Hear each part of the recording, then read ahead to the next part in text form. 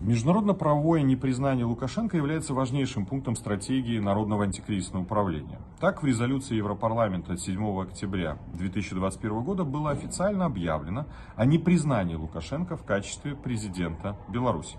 Одним из наглядных показателей, по которым можно зафиксировать и оценить последствия международно-правовой изоляции режима, является количество заключаемых международных договоров с участием Республики Беларусь.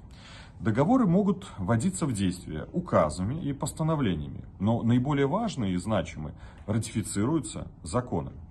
Давайте попробуем сравнить, сколько было принято законов о ратификации международных договоров Беларуси за последние годы. Так, в 2019 году было принято 70 законов ратификации международных договоров Беларуси с иностранными партнерами, а с августа 2020 и за весь 2021 год ратифицировано всего 22 договора.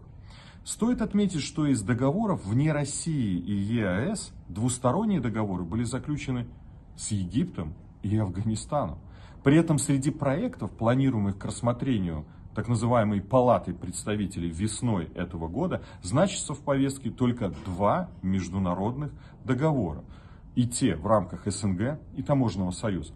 Даже Россия старается сводить подписание договора с Беларусью в рамки интеграционных объединений. Международное политическое и правовое непризнание диктатора – это первый пункт стратегии народного антикризисного управления. Мы еще раз отмечаем, что с 5 ноября 2020 года Лукашенко не имеет права подписывать какие-либо международные соглашения.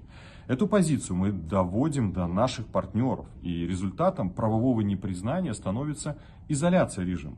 А те государства, которые заключают с Лукашенко и его правительством любые соглашения, должны сознавать все риски, связанные с тем, что заключенные режимом соглашения не означают, что в будущем новая Беларусь будет нести по ним обязательства исполнения. Отмечая значительное сокращение возможностей заключения режимом международных договоров, мы будем продолжать добиваться полного непризнания режима Лукашенко, пока требования белорусского народа о проведении новых выборов не будут выполнены. Мы ставим целью и далее добиваться восприятия подписи Лукашенко как подписи недееспособного лица, который сегодня и в будущем не может брать обязательств от имени нашей страны перед любыми международными партнерами. Его подпись ничтожна.